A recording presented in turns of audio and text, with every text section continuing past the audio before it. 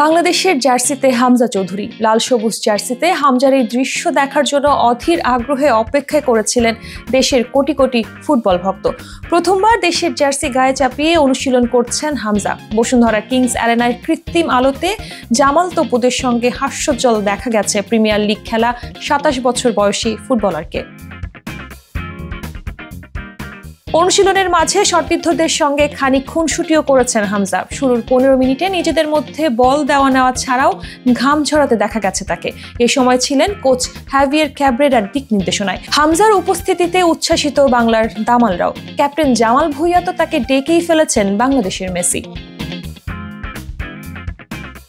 ৮ নম্বর jersey পরেই খেলতে চেয়েছিলেন হামজা চৌধুরী। বাংলাদেশের হয়ে ৮ নম্বর জার্সিতেই তুলেছেন ছবি। শেফিল্ডে যে পজিশনে খেলে থাকেন সেই ডিফেন্সিভ মিডফিল্ডেই ঘাম ঝরিয়েছেন। তবে বাংলাদেশের ফুটবলের জন্য এমন দৃশ্য নতুন।